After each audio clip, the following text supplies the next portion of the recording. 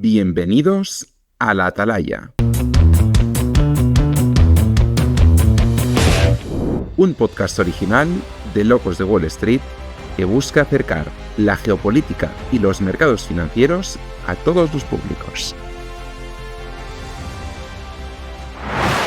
En este tercer episodio ahondaremos en la creciente influencia que ejerce Rusia en su zona de influencia, principalmente en las exrepúblicas soviéticas, pero también, y cada vez más, en democracias europeas consolidadas. ¡Empezamos!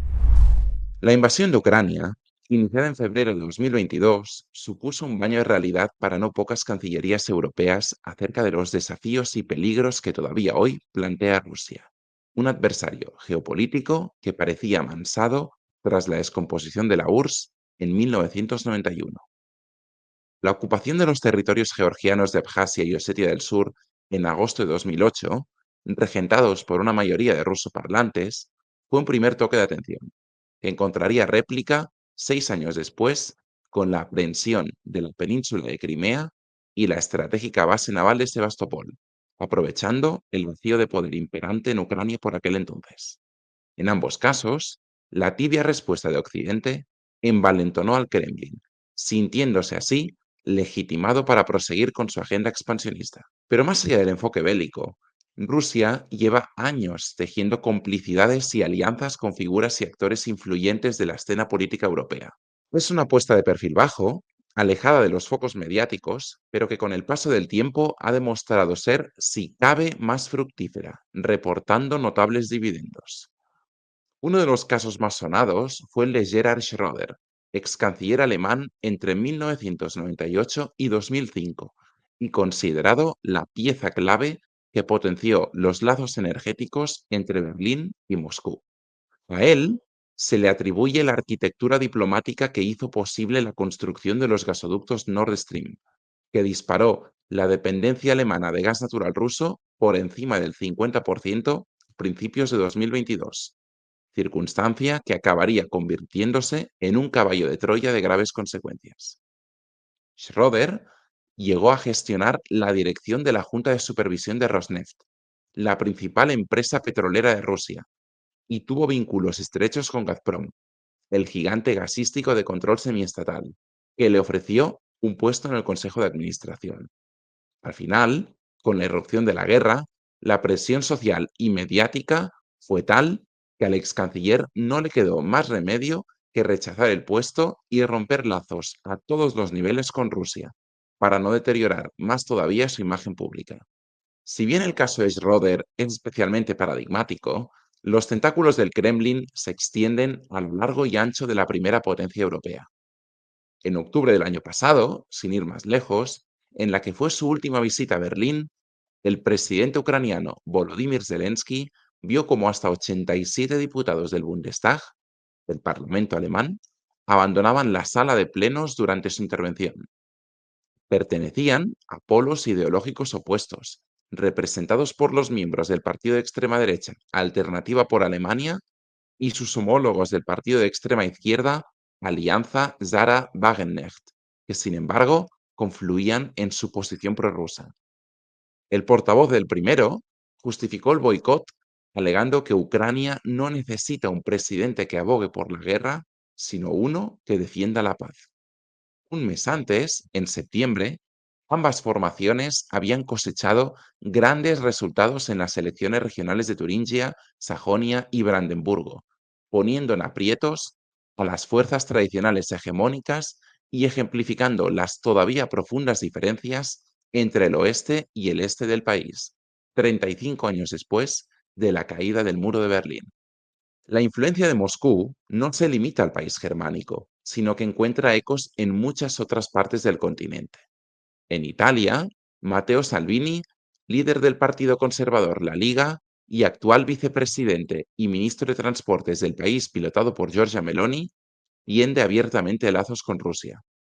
También lo hace el fundador del populista Movimiento 5 Estrellas, el cómico Beppe Grillo, cuyo partido venció en las elecciones generales de 2018 con más del 33% de los votos. En Austria, Herbert Kickl, cara visible del Partido de la Libertad, Una formación de extrema derecha fundada en 1956 por un exoficial de las SS nazis tampoco esconde sus simpatías por Putin. Su partido fue el más votado en las elecciones legislativas de finales de septiembre del año pasado, amasando cerca del 30% de los votos. Situaciones parecidas se repiten en Francia con la consolidación del Frente Nacional de Le Pen,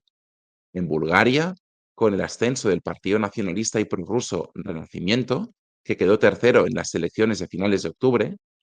o en la República Checa, donde el grupo que preside el magnate Andrej Babis, el partido ANO, arrasó en las elecciones regionales y al Senado en septiembre, venciendo en 10 de las 13 demarcaciones en juego. A ese grupúsculo de aspirantes hay que sumarle las fuerzas ya abiertamente consolidadas que amasan y gestionan el poder. Víctor Orbán, primer ministro de Hungría, sea posiblemente el rostro más reconocible.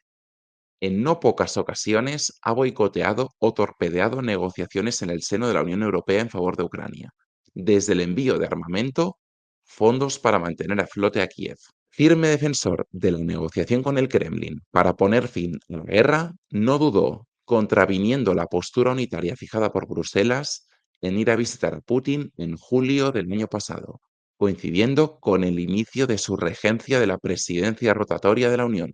lo que le valió no pocas críticas. Igualmente, en Eslovaquia, el regreso de Robert Fico a la presidencia de la nación hace algo más de un año, tras haber ejercido previamente como primer ministro en hasta 2 ocasiones, ejemplifica el viraje hacia postulados críticos con la gestión de Occidente.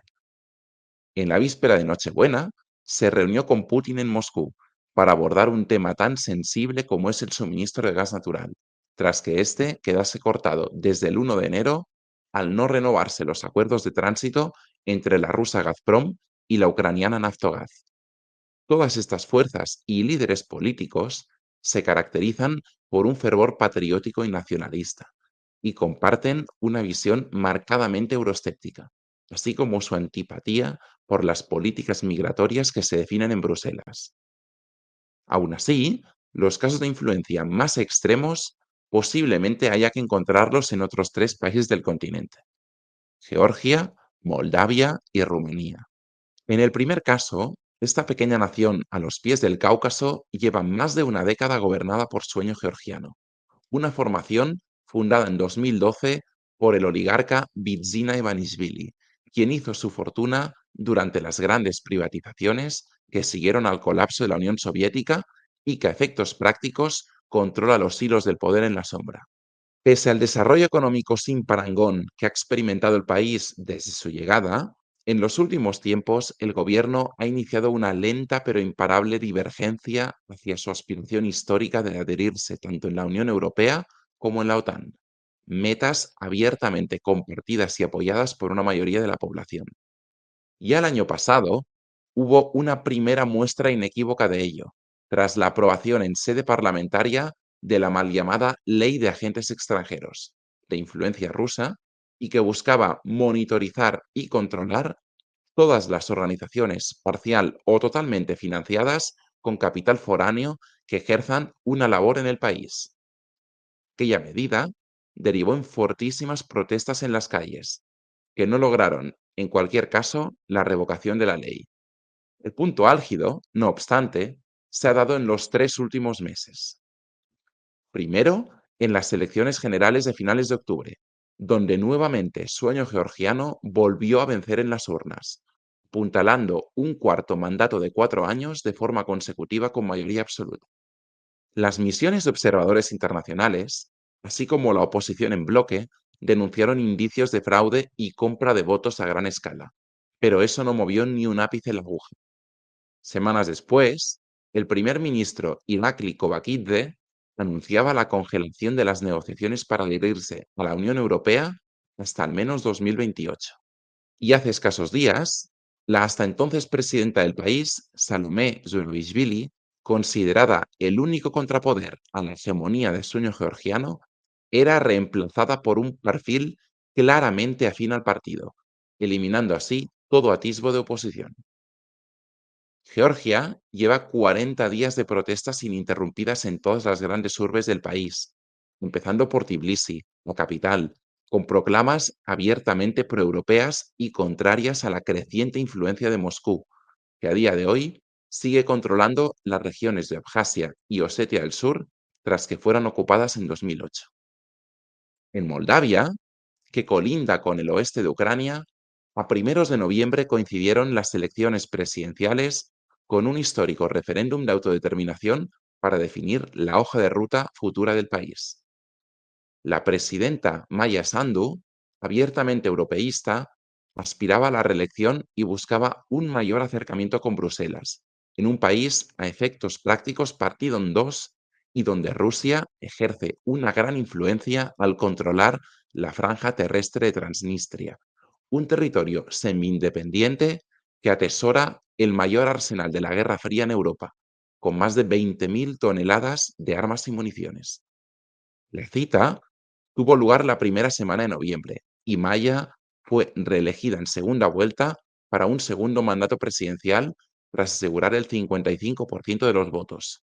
La victoria, no obstante, quedó parcialmente empañada por las acusaciones de su asesor de seguridad nacional, Stanislav Sekrieru, quien alegó la presencia de interferencias masivas por parte de Rusia en el proceso electoral.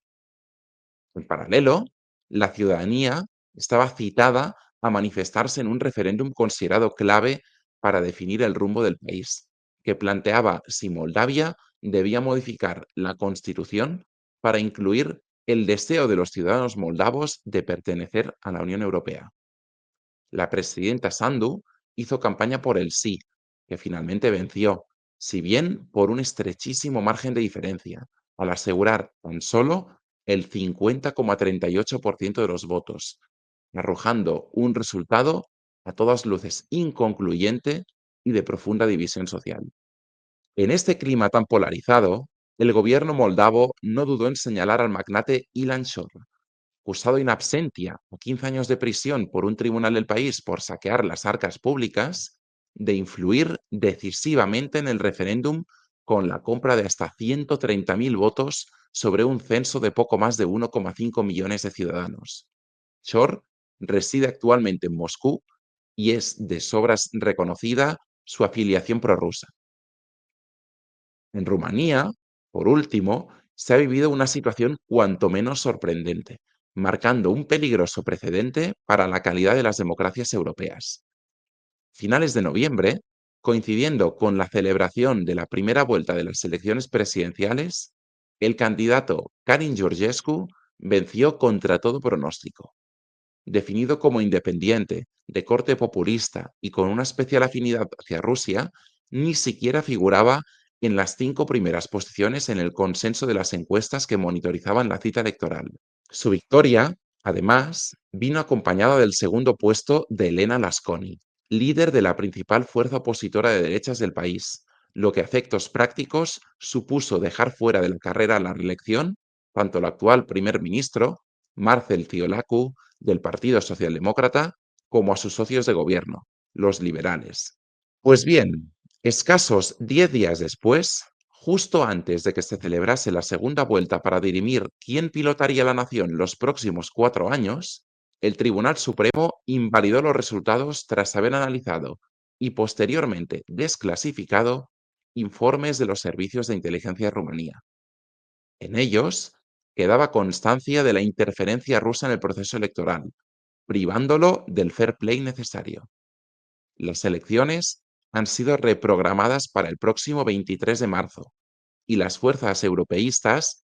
han unido esfuerzos para intentar no ser barridas de nuevo del tablero, si bien un porcentaje mayoritario de la población considera que fue un error declarar nulos los comicios previos, lo que sume al país en la incertidumbre más absoluta.